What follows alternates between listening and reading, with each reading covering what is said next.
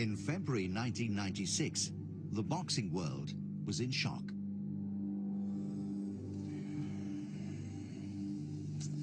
Tommy Morrison has tested positive for HIV. It was a devastating blow for the 27-year-old former heavyweight world champion who was on course for a multi-million-dollar payday against Mike Tyson. To all my young fans out there, I'd ask that you no longer see me as a role model, but see me as an individual that had the opportunity to be a role model and blew it. Blew it with irresponsible, irrational, immature decisions. A decision that one day could cost me my life. 11 years later, Tommy the Duke Morrison has embarked on what would be the most sensational comeback in the history of a sport that's no stranger to comebacks. The great-nephew of John Wayne, from whom he took his ring name, Morrison grew up in the town of Jay, Oklahoma. His first fistfight in a drive-in movie parking lot at the age of 5 was just the start of a troubled childhood and a life of fighting, from the tough man circuit to the professional ranks. Already with 19 wins to his name, Morrison's big break came in 1989, when he was chosen to appear alongside Sylvester Stallone in Rocky V. Through his role as Tommy Gunn, he gained mainstream popularity. Morrison's first world title came in 1993 against George Foreman. Using a hit-and-run style to avoid Foreman's power, Morrison took the vacant WBO title by unanimous decision. In 1995, he got the chance of another title when he faced Donovan Razor Ruddock for the IBC belt. The Duke's clubbing left hook ultimately helped him to a TKO win. A clash with Lennox Lewis followed. Despite Lewis's victory, Don King wanted Morrison to face Tyson, the great white hope, against the world's baddest man. It was in the build-up to that fight, prior to a bout in Las Vegas, that Tommy Morrison's world fell apart.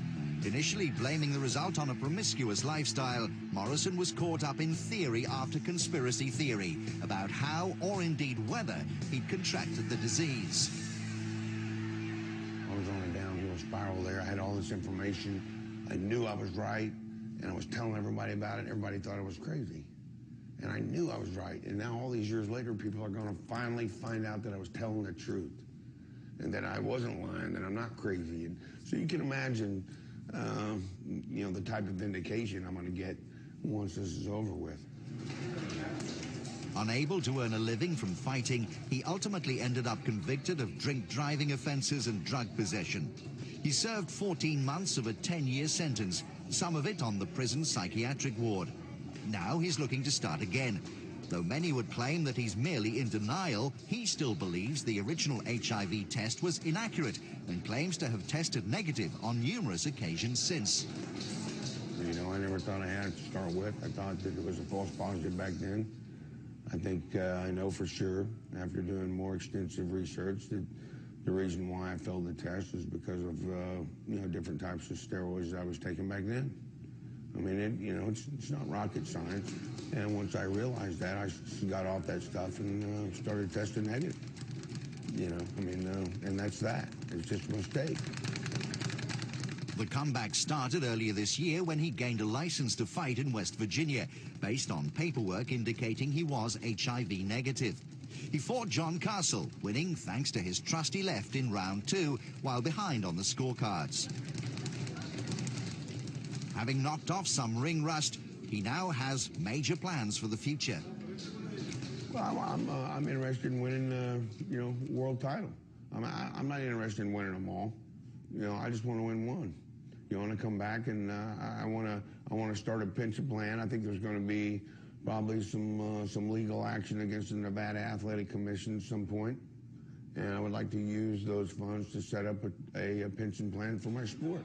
Everybody comes into this sport to make money, but I'm in a unique position here. I can not only make money, but I can also make a difference, and that's what I want to do. See you. Take care.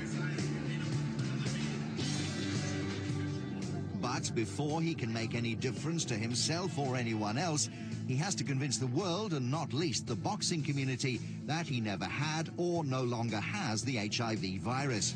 Tommy's scheduled to fight again soon, once he's persuaded his detractors of his healthy status. Though many of his views on the disease may be controversial to say the least, he's adamant that even if he was HIV positive, he still wouldn't present a risk to other boxers.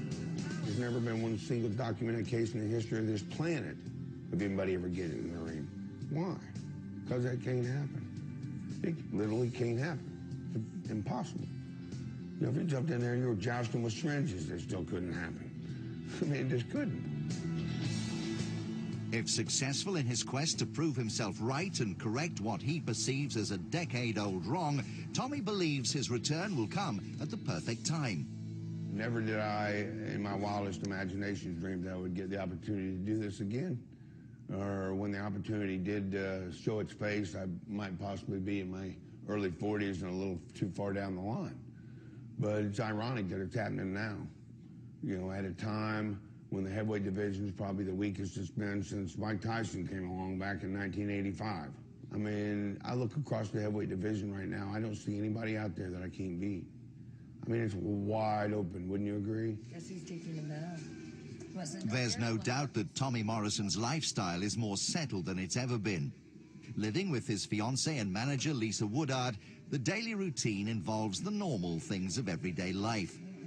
But at 38, and assuming he can convince someone to fight him and convince the authorities to let him, is it now too late for Tommy the Duke Morrison? Oh, don't let Mommy. You know, George Foreman came back when he was 38 years old. Took him 8 years to win the title. So I'm coming back when I'm 38, and I'm going to do it in 2 or less. It would take a brave man to put much money on it, but the script of this boxing story is far from finished.